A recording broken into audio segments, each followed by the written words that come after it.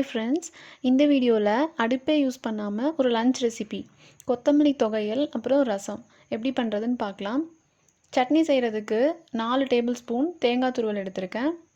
ஒரு 4 பல்லு பூண்டு, ஒரு சின்ன துண்டு இஞ்சி, பச்சை மிளகாய், லெமன், கொஞ்சமாக ஃப்ரெஷ்ஷான கொத்தமல்லியை வேர் மட்டும் கட் பண்ணிவிட்டு இப்படி தண்டோடு எடுத்துக்கோங்க.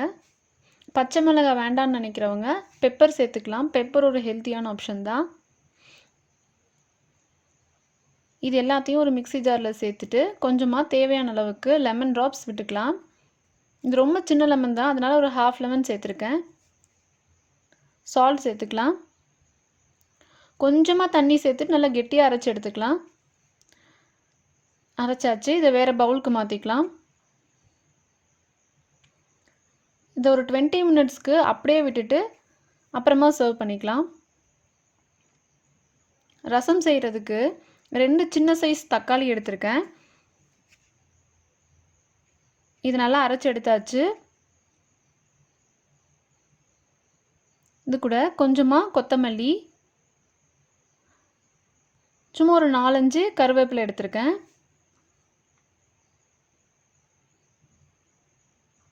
இது ரொம்ப சின்ன சைஸ் லெமன், அதனால் ½ லெமன் எடுத்திருக்கேன். பெரிய சைஸாக இருந்தால் ஒரு 1/4 லெமன் எடுத்திங்கனாவே போதும்.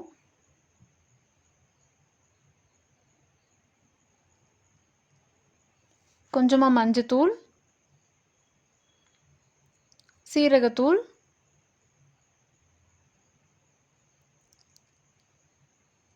காரத்துக்கு ஏற்ற மாதிரி கொஞ்சமாக மிளகுத்தூள். இது நல்லா கலந்து விட்டுக்கலாம்.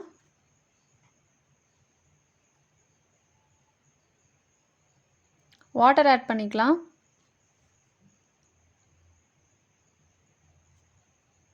சால்ட் சேர்த்துக்கலாம்.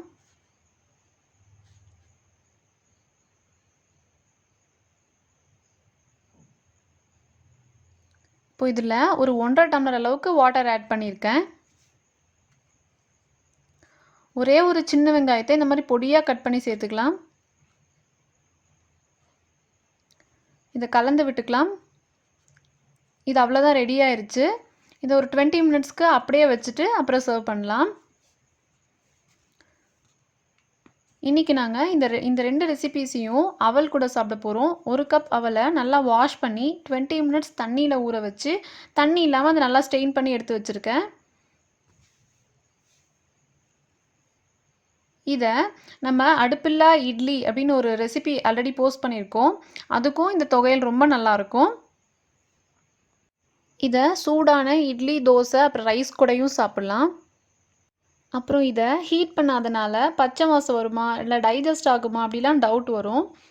நம்ம லெமன் ஆட் பண்ணியிருக்கோம். 20 மினிட்ஸ் கழித்து சாப்பிட்றப்போ அது குக்கான மாதிரி தான் இருக்கும். லெமனில் சோக் பண்ணுறப்போ அதோட பச்சை வாசம் போயிடும். அது இல்லாமல் எல்லா நியூட்ரியன்ஸும் அதில் அப்படியே இருக்கும். நல்ல டேஸ்ட்டாகவும் இருக்கும்.